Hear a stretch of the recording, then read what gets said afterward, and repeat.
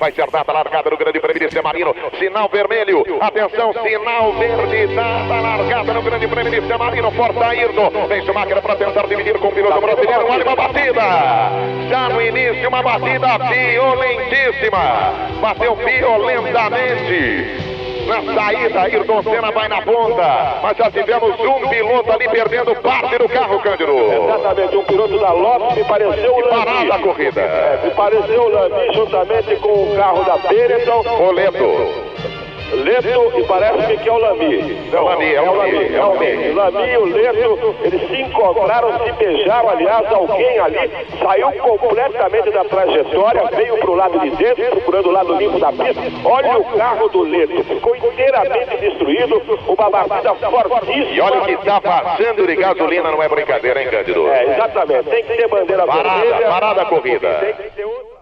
Cândido Garcia, que era o nosso repórter, a nossa voz da Rádio Bandeirantes por tantos anos na Fórmula 1, faleceu há alguns anos, mas um outro colega, na época na Rádio Eldorado, e que também entremeou muito a sua vida com o Grupo Bandeirantes, na Rádio Bandeirantes, no Band News, no Metro, o jornal, e em várias outras iniciativas corporativas, era o Marcelo D'Angelo, que era, repito, repórter nesta data, em 1º de maio de 1994, da Eldorado, e que estava lá em Imola. D'Angelo, muito obrigado por estar conosco aqui.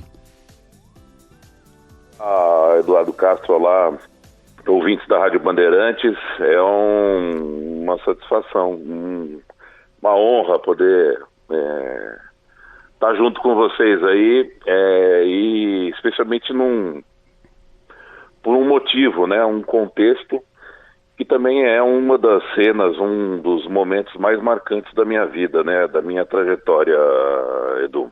Então, a gente tem aqui 11 trechos daquele dia. A gente vai até, na verdade não daquele dia, mas daquela semana. E eu vou lhe perguntando, não é, e vou pedindo para que você relate aquilo que você viu, fez, sentiu, ouviu, lamentou, porque é um dia que é marcante na história, não só do esporte, mas como eu disse aqui no início, é um daqueles dias que todo mundo que era vivo na época lembra onde você estava, o que você estava fazendo quando soube que o Ayrton Senna morreu. E essa informação foi se juntando, ela foi, como notícia, né, D'Angelo, sendo reunida ao longo do dia a partir do momento em que bate o carro. Ou seja, não foi uma coisa que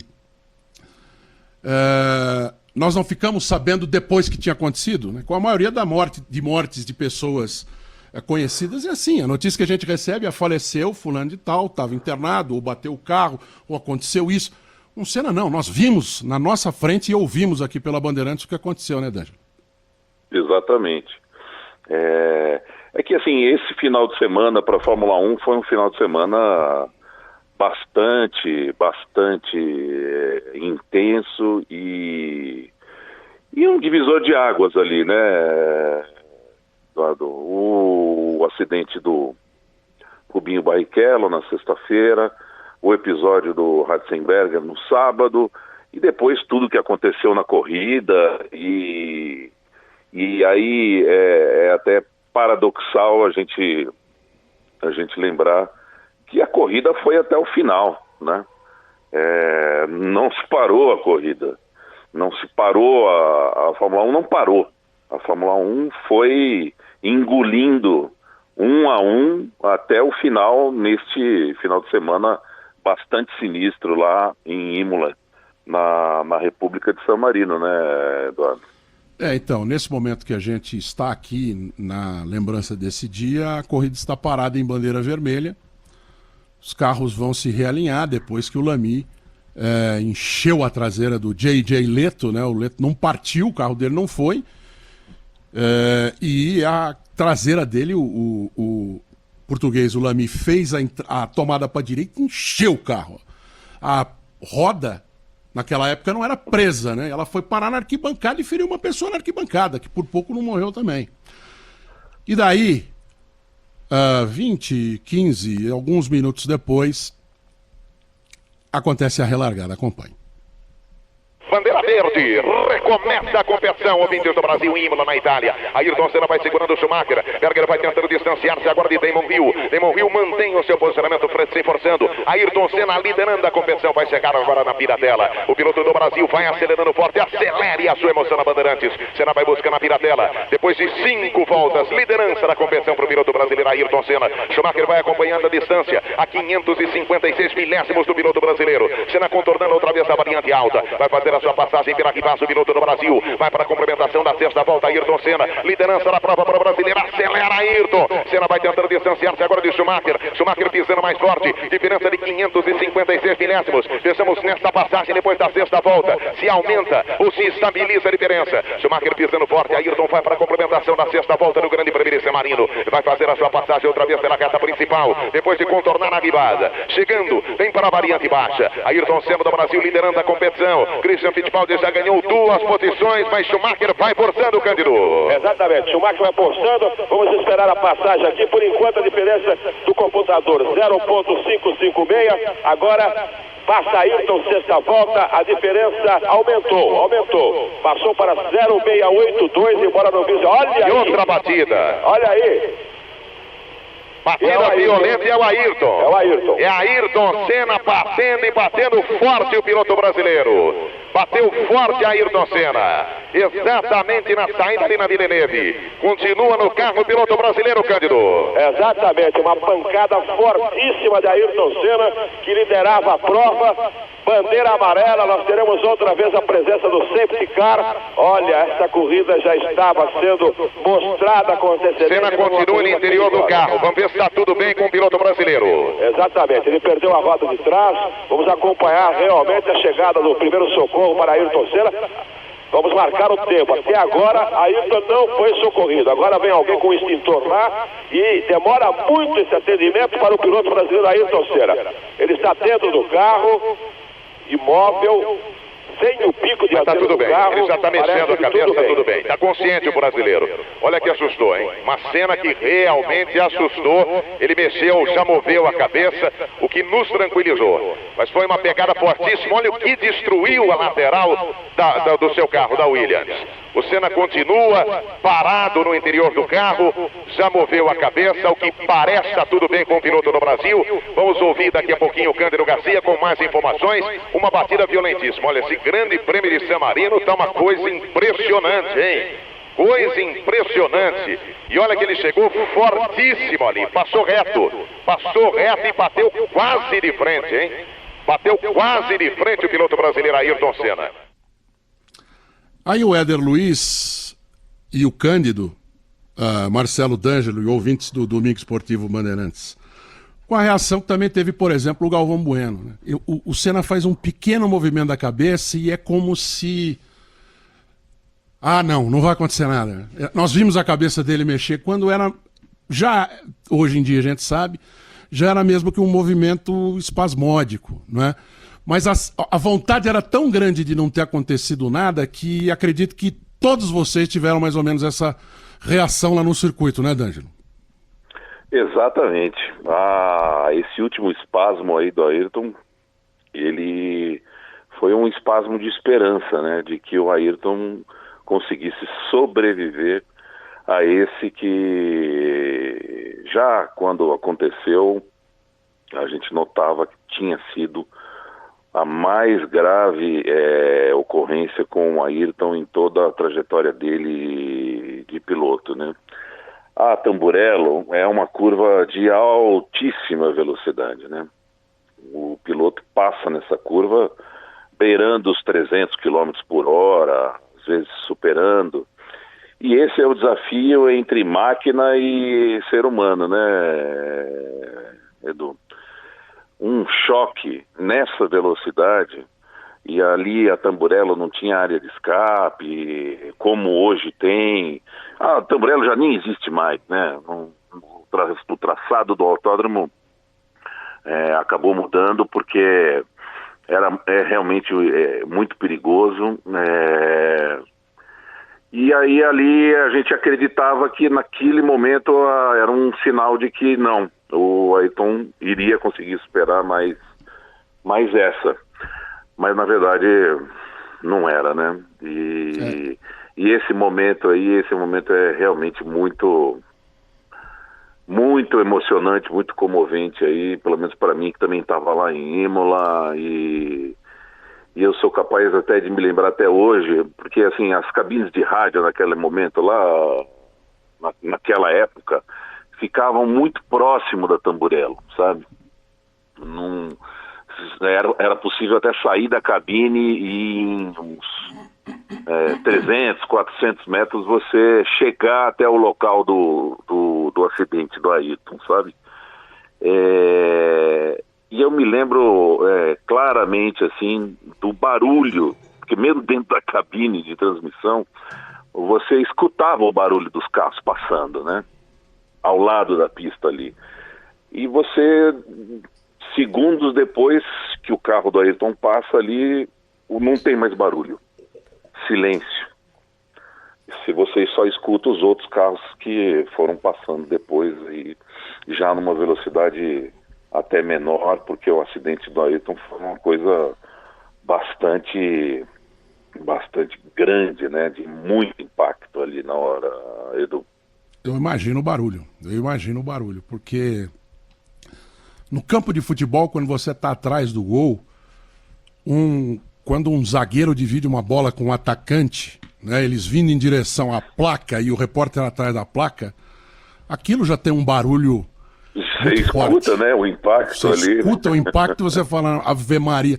Eu imagino, então, um carro batendo a 300 por hora, hoje a gente sabe, né, 219 km, porque ele conseguiu diminuir um pouco a velocidade, mas ele estava entrando nesses 300 que você lembrou. E aí vocês, colegas repórteres que estão ali, tem que lidar com a proximidade da pessoa. Como no futebol naquela época o contato era maior, né? Entre as figuras e os repórteres. E ali naquele momento, então, você tem aquilo que a gente acabou de ouvir aqui,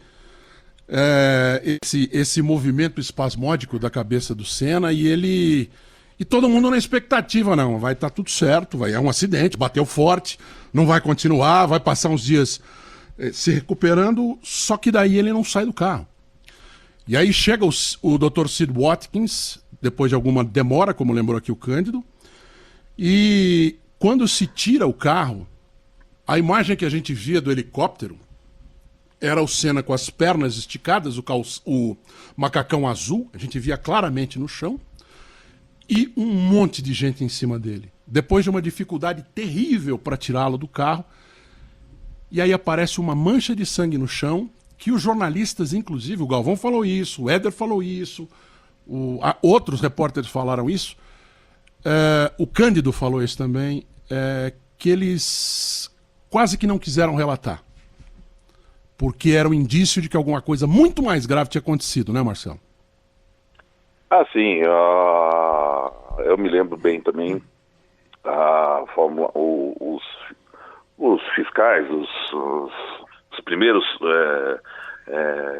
profissionais que chegaram ali no local do acidente, junto com o Dr. Sid Watkins, acabaram levantando uma barreira, uma espécie de um tapume com um monte de lençóis ou de mantas ali, de primeiros socorros, para que a gente não tivesse a visão do que estava exatamente acontecendo. A única imagem foi a imagem de cima, né, do helicóptero ali. Mas depois a gente ficou sabendo, né, assim, o acidente do Ayrton se assemelha muito à queda de um avião, né? Não tem uma razão só que causou esse acidente terrível, essa comoção aí mundial. Um braço, uma haste da suspensão do carro acabou atingindo a cabeça do piloto, do Ayrton, passando entre a viseira e o capacete. Ali não tinha mais o que fazer, né? Aquilo ali realmente acabou sendo o episódio que definiu a morte do Ayrton ali, né, Edu? Não... Era como se ele tivesse tomado uma flechada a 1 metro de distância. Exatamente. A haste volta no olho dele, né? E entra também num dos poucos lugares que não poderia entrar. Mas, D'Angelo, foram 18 minutos que vocês, nós, o mundo inteiro ficou esperando para ver o que ia acontecer ali naquele momento. E o que aconteceu foi o Ayrton Senna ser levado pro helicóptero. Foi assim que a Bandeirantes relatou com o Herder Luiz e o Cândido Garcia. Muito bem, o Ayrton Senna nesse momento vai ser colocado no helicóptero, segue diretamente para o hospital, depois dessa batida violentíssima ali na curva Tamburello. Preocupação, tensão, todo mundo apreensivo com o estado de saúde do piloto brasileiro Ayrton Senna, que vai sendo retirado nesse momento da pista do autódromo Enzo e Dino Ferrari em Imola, na Itália. O atendimento foi demorado naquele ponto, os médicos procuraram retirá-lo com todo cuidado para a preservação da coluna cervical, e nesse ponto o Ayrton vai sendo retirado agora de helicóptero desse autódromo de Imola, na Itália. Realmente um final de semana trágico, dramático na Fórmula 1. Vamos torcer, vamos pedir a Deus para que tudo esteja bem com o nosso tricampeão mundial Ayrton Senna.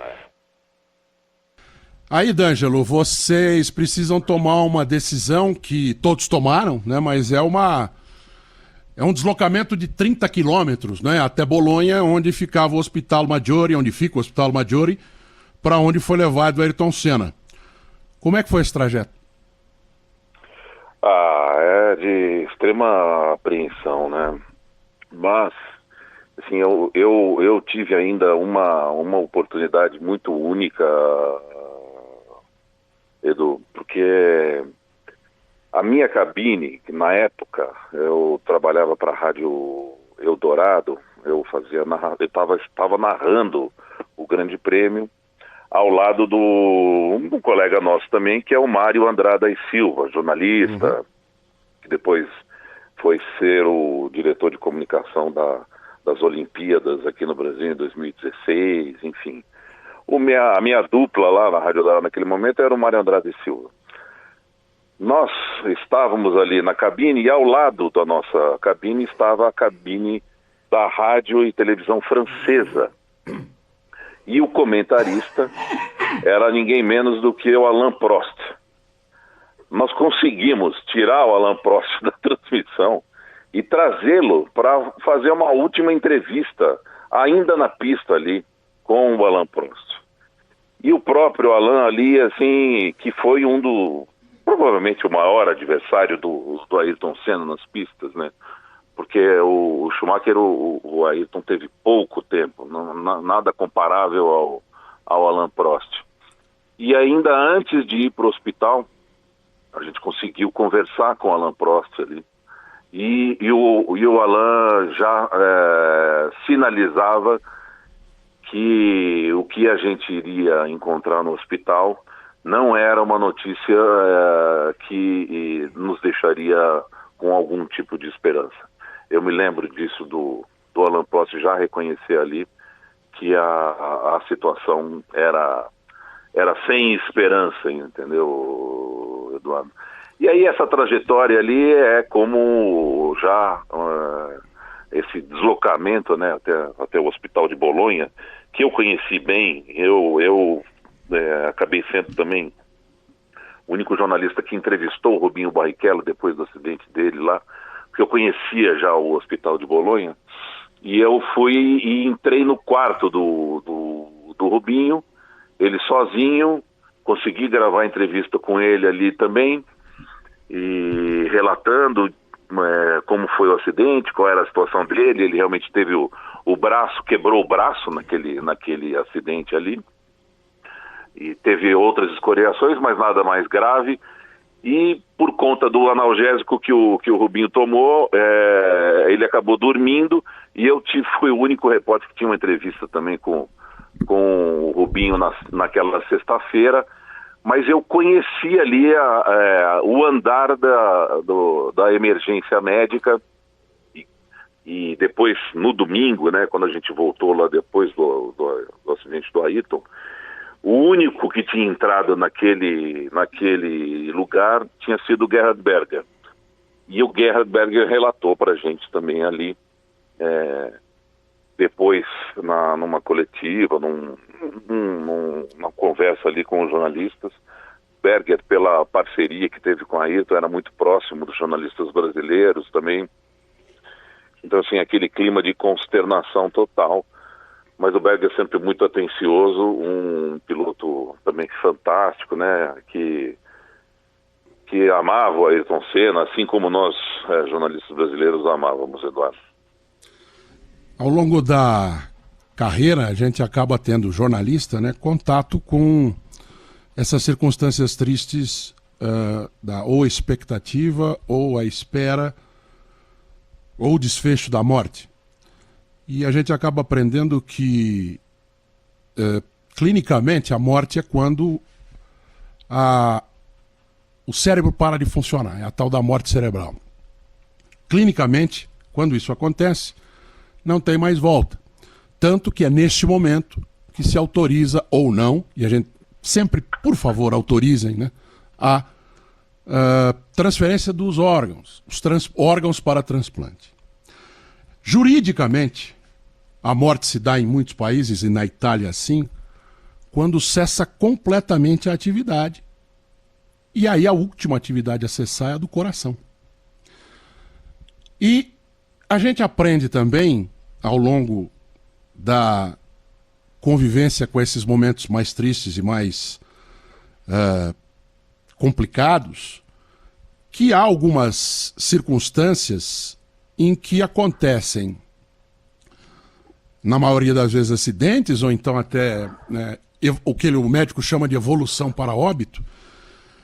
Há determinadas circunstâncias em que elas são incompatíveis com a vida. E foi o que aconteceu com o Senna, né? Como você descreveu um pouquinho antes nessa nossa conversa, né, Angelo? Quando entra a haste na cabeça dele, perfura o crânio da maneira que perfurou, era um ferimento incompatível com a vida. Dá para dizer que ele tinha morrido ali? Dá. Mas tecnicamente não. Clinicamente, ele só vai morrer depois, no hospital, quando cessa a atividade cerebral. Dá para dizer que ele morreu. Mas ali na lei italiana, morte é quando para o coração. E quando para o coração, vocês cercaram ali, da maneira que foi possível, a médica responsável pelo caso, e o Cândido Garcia estava junto, e foi assim na Bandeirantes. Gertão. Pois não. E atenção, neste momento a médica Maria Tereza Fiandri, do Hospital Maggiore de Bolonha, comunica oficialmente: o brasileiro Ayrton Senna da Silva está morto. Grande perda para a Fórmula 1, grande perda para o esporte brasileiro. Agora é oficial a informação da médica Maria Tereza Fiandri, do Hospital Maggiore de Bolonha: Ayrton Senna da Silva realmente está morto. Cândido Garcia, direto de Bolonha. Exatamente. A palavra agora da doutora Maria Tereza Fiandri, que nós trazemos confirmando a morte do piloto brasileiro. Purtroppo estremamente negativa, quello che vi avevo detto prima sulla base di una diagnosi clinica è stato confermato dall'elettroencefalogramma. C'è un silenzio elettrico, l'elettroencefalogramma è piatto. Foi o momento em que, primeiro Tony José, né, ele dá a manchete, chama o Cândido, e ali naquele momento a história de todos vocês que estavam ali mudou, a história da Fórmula 1 mudou, e vocês naquele instante não podiam imaginar o que iriam testemunhar dali para frente, né, D'Angelo? Ah, sem dúvida. Era absolutamente inusitada aquela situação, porque mesmo com a ocorrência no sábado, né, durante os treinos do Ratzenberger, é outra dimensão o que aconteceu com a Ayrton e o impacto na vida brasileira, dos brasileiros,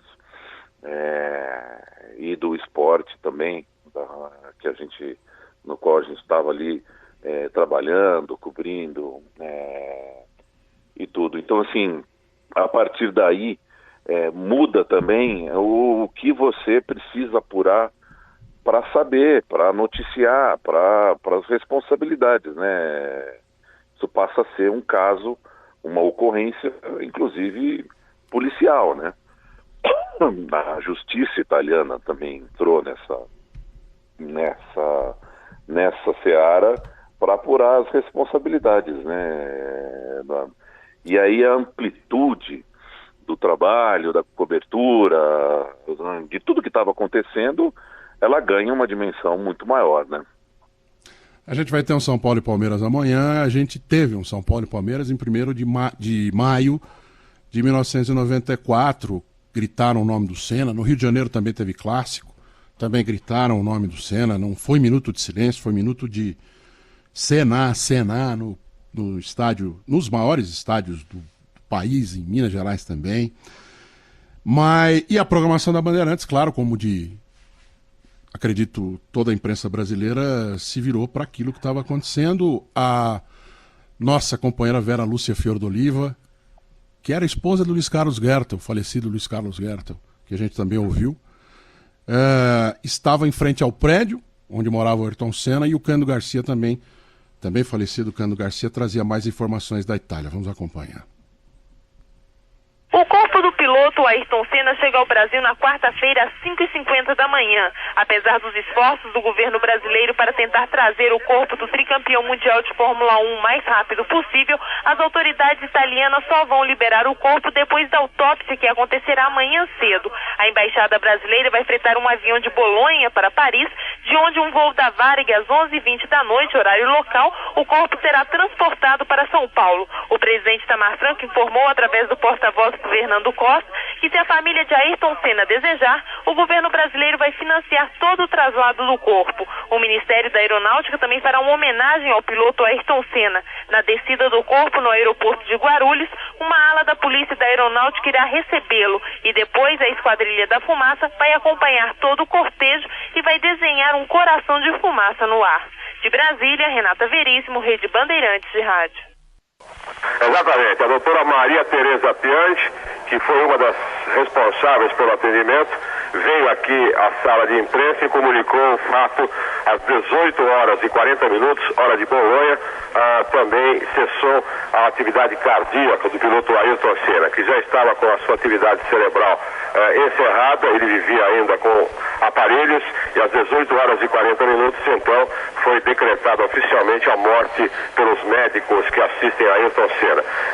Momento de muita tristeza, torcedores que chegam aqui, torcedores da Itália, com lágrimas, trazendo solidariedade para os amigos, para os brasileiros, e procuram, inclusive, saber mais detalhes da morte de Ayrton Senna. Na realidade, o Ayrton Senna viveu durante 14 anos neste mundo da Fórmula 1. Nascido no dia 21 de março de 1960, completou, portanto, 34 anos de idade no último mês de março. Ele estreou na equipe Toleman em 1984, onde obteve o segundo lugar no Grande Prêmio de Mônaco.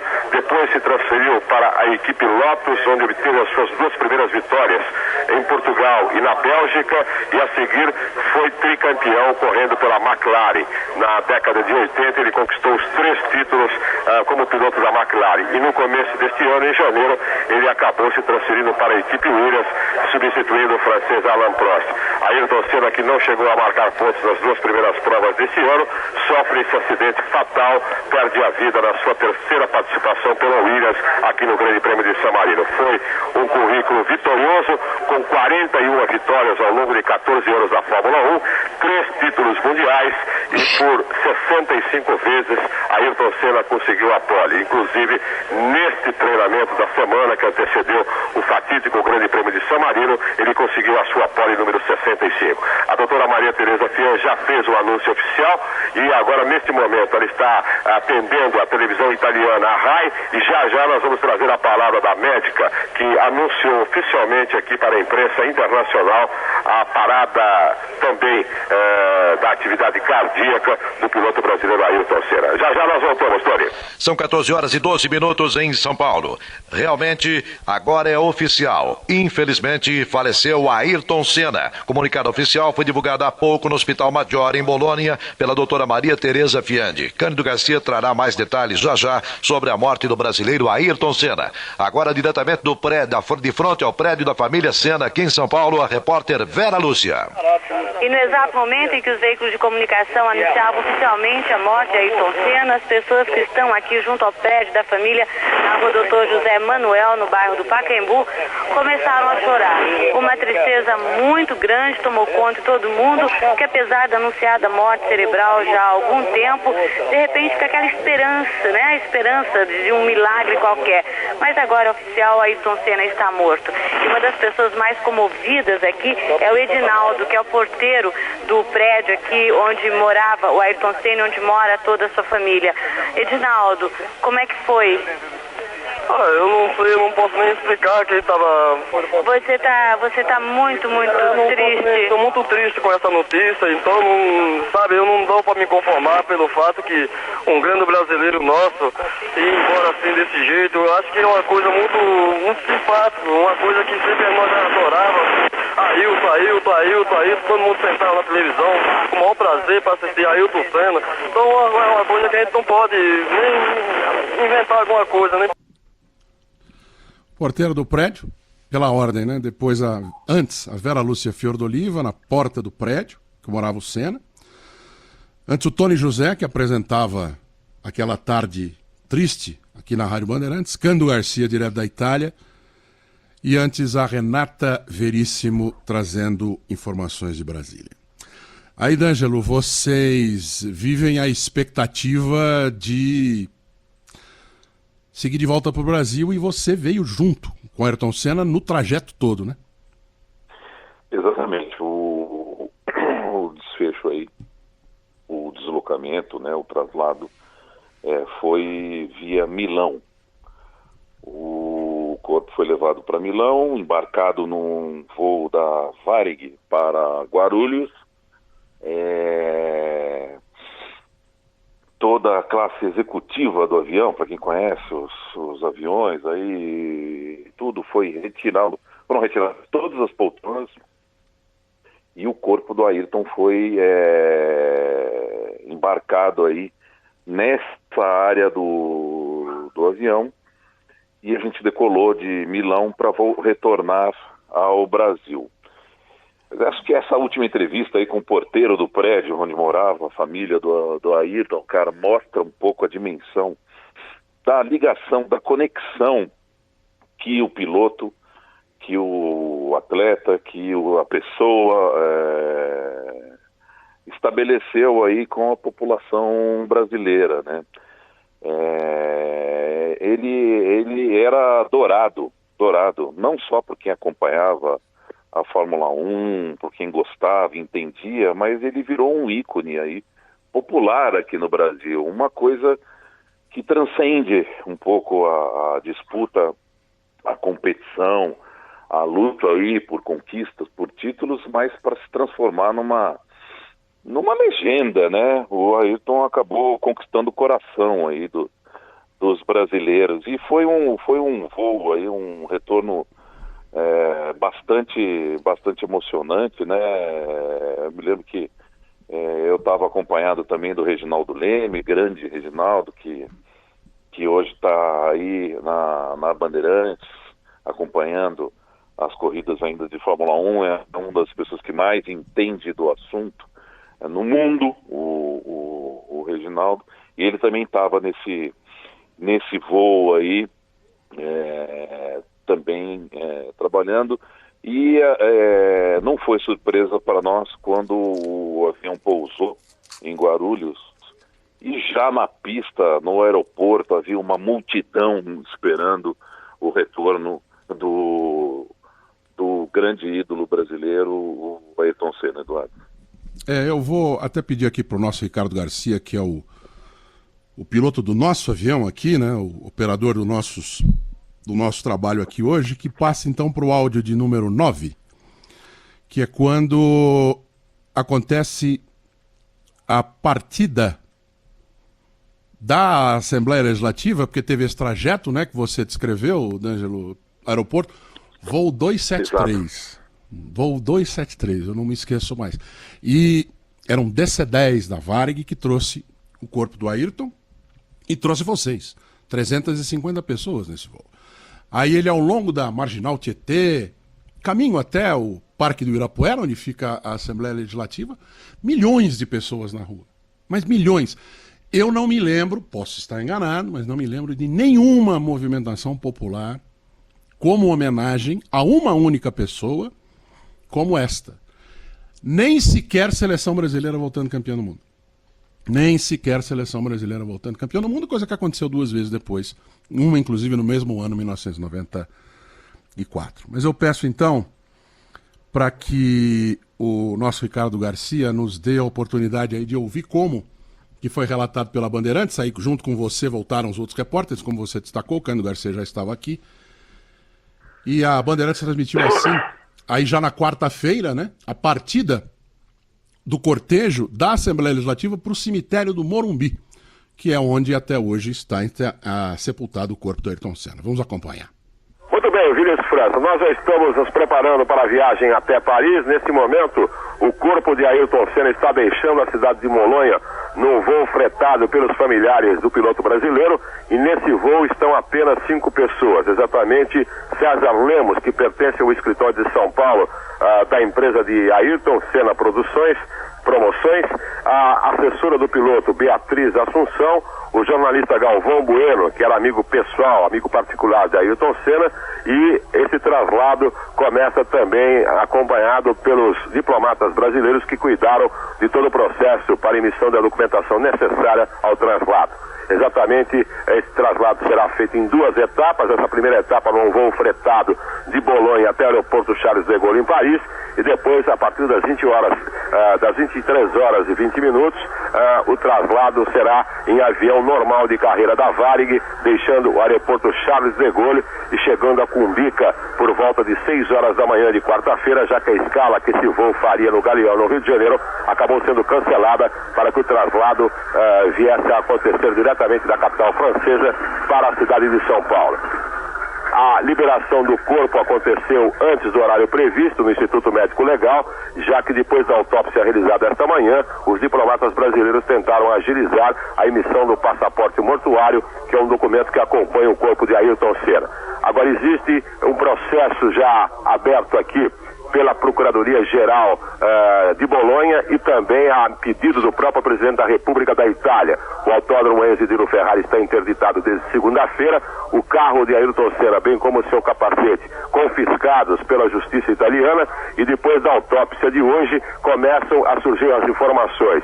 Ayrton teve afundamento da base do crânio, várias fraturas na cabeça, teve inclusive algumas paradas cardíacas e morte súbita no momento do choque. Então Ayrton morreu na pista e depois, através de massagens artificiais e de equipamentos apropriados, houve a ressuscitação. Ayrton voltou a respirar depois de uma traquetomia feita na própria pista e foi transportado de helicóptero para o Hospital Maggiore, onde a sua morte foi anunciada somente na noite de domingo às 18 horas e 40 minutos. Isso tudo está provocando muita polêmica em razão desse processo aberto, desse inquérito, já que os administradores do autódromo, e principalmente o médico responsável do autódromo, Dr. Giovanni Piana, serão chamados pela justiça para prestar declarações, depoimentos, bem como o diretor de largada, Roland Brusserelli, porque a legislação italiana é clara: no caso de morte na pista, a corrida não pode continuar, a corrida é cancelada, o mesmo acontecendo em se tratando de treinamento. No sábado, Ratzenberger fraturou o pescoço, não conseguiu reanimar a sua respiração e saiu morto da pista, e o treino prosseguiu. Depois, no domingo, a morte de Ayrton Senna, e também o treino, a corrida teve a sua sequência normal depois do piloto brasileiro ser removido para o Hospital Maggiore. Então, isso implica numa fraude, e a legislação italiana é muito clara nesse sentido. Por isso, os responsáveis pela sequência do Grande Prêmio de San Marino, principalmente o médico que autorizou, dizendo que Ayrton ainda tinha vida, poderão ser responsabilizados nesse inquérito que começa a ser o grande assunto da Fórmula 1. Fórmula 1 que amanhã também tem uma reunião marcada na sua sede em Paris, quando o Max Moser deve anunciar novas medidas de segurança e fazendo também uma reavaliação de todo o regulamento em função das tragédias que aconteceram no último fim de semana aqui na Itália. Cândido Garcia, Rede Bandeirantes de Rádio. Ok, Antônio Celso, no exato momento em que o Exército Brasileiro vai disparando a salva de 21 tiros em homenagem a Ayrton Senna. O caixão já está sobre o caminhão do Corpo de Bombeiros, já deixou a Assembleia Legislativa. Mas aqui em cima, rapidinho, vamos acionar o companheiro Ricardo Capriotti. Neste instante, o caixão com o corpo do piloto Ayrton Senna está sendo preso ao carro do Corpo de Bombeiros. A bandeira chega também neste instante, começa a ser desfraldada. O caixão com o corpo do piloto Ayrton Senna está coberto por pétalas de rosas e cerca ali de 9 bombeiros vão agora desfraldando a bandeira do Brasil para poder cobrir o caixão do piloto Ayrton Senna. Muita emoção também, muita comoção nesses momentos finais em que o piloto Ayrton Senna permanece aqui na Assembleia Legislativa do Estado de São Paulo. O Exército realizando a sua homenagem com a salva de 21 tiros de canhão e muitos helicópteros sobrevoando a Assembleia Legislativa. Um espetáculo até que chama bastante atenção pelo número excessivo de helicópteros que sobrevoam, inclusive o helicóptero vermelho e branco da Rede Bandeirantes de Rádio e também do Bradesco. Nesse instante, o caixão coberto com a bandeira do Brasil, alguns bombeiros vão descendo ali do caixão, já tudo acertado para que o caminhão possa deixar aqui à frente o hall monumental da Assembleia Legislativa do Estado de São Paulo. Começa assim o último trajeto do campeão Ayrton Senna, um caminho de saudade de cerca de 18 quilômetros, desde aqui a Assembleia Legislativa no Parque de Ibirapuera até o cemitério do Morumbi. As avenidas por onde passará o féretro já começa a passar agora, dentro de mais alguns minutos, pela Pedro Álvares Cabral. Estão tomadas por populares, é o caso da Avenida Brasil, que será o segundo corredor que a viatura do Corpo de Bombeiros vai ganhar após cruzar a Avenida Brigadeiro Luiz Antônio. São populares tensos, são populares chorosos, são populares que acenam as bandeiras do Brasil, são milhares e milhares de bandeiras do Brasil, são populares que aplaudem a passagem do corpo de Ayrton Senna. Faz sol em São Paulo, que tem o céu azul e uma temperatura agora de 23 graus. Bem, por onde vai passando a viatura do Corpo de Bombeiros levando o féretro Ayrton Senna, papéis picados são jogados nos edifícios, bandeiras são esticadas, bandeiras do Brasil, bandeiras verde e amarela, bandeiras pretas, significando o luto em que se encontra o país com a morte desse jovem piloto. E olha, a gente tem uma impressão de que vai ser muito difícil a Polícia Militar conseguir conter a população que está indo. Um curso imenso aqui na Avenida Brasil, já ganhando a Avenida Eusébio Matoso, tentando chegar até as proximidades do cemitério do Morumbi. Vai ser muito difícil conter essa população que está se dirigindo aí ao cemitério do Morumbi.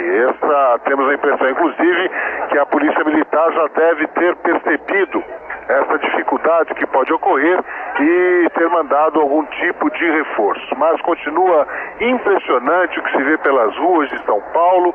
As pessoas não arredam pé da avenida, pessoas chorando, mas é uma coisa incrível, impressionante, nunca vista, eu acho que na cidade de São Paulo, nem quando do desaparecimento do presidente Tancredo Neves. Eu acho que ficou muito aquém das homenagens prestadas ao presidente Tancredo Neves, pelo menos aqui na cidade de São Paulo.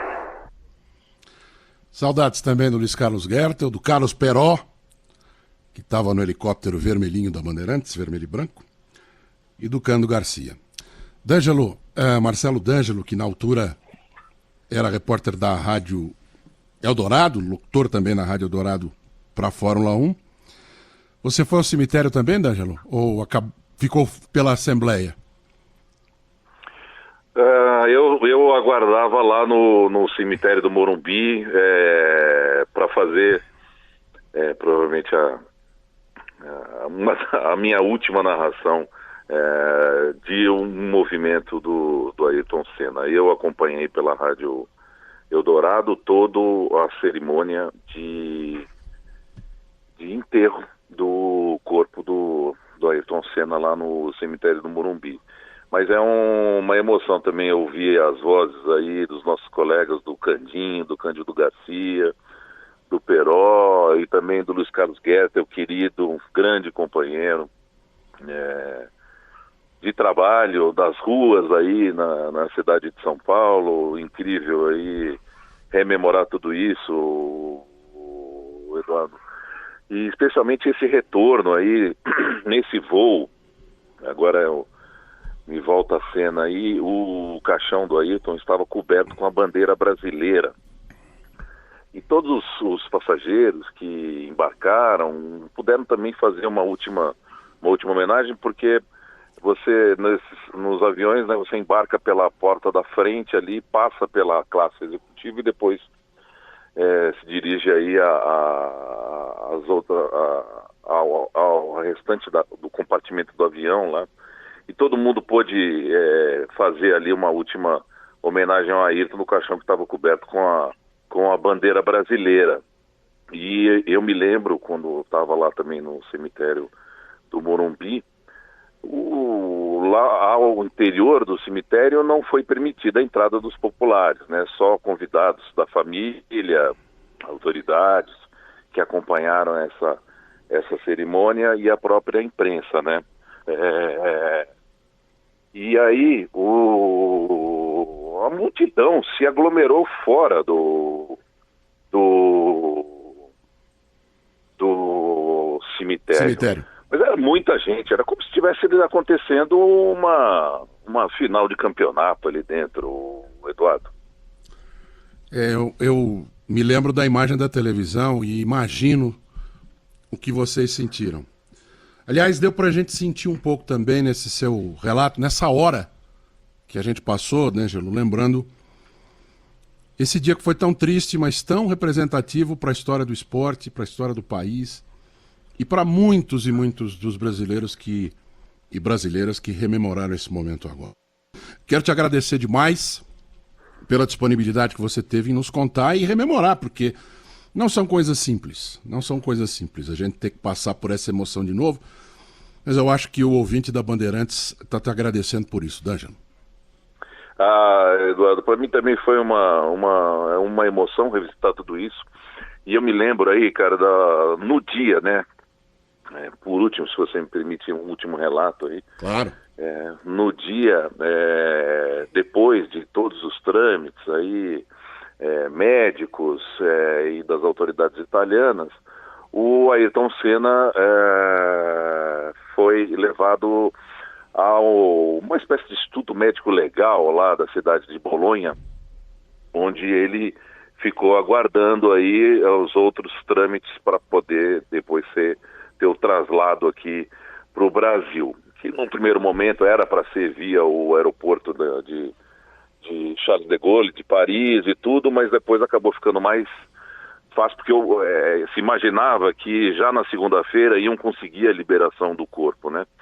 Mas isso não acabou não acontecendo, isso só aconteceu na terça-feira, depois do Grande Prêmio, e aí foi mais fácil o traslado via um voo da Varig saindo de Milão, né, e vindo direto para Guarulhos. Mas eu me lembro que a última cena daquele dia fatídico foi o meu último boletim passado de uma cabine telefônica pública lá da cidade de Bolonha, por volta da 1h30 da manhã, e eu também sozinho ali, passando o boletim, relatando que agora o Ayrton Senna estava numa das gavetas lá do IML local, da morgue, na cidade de Bolonha, aguardando depois para as transferências, para o traslado, né? É muito solitário tudo isso, né? E ali a gente ficava...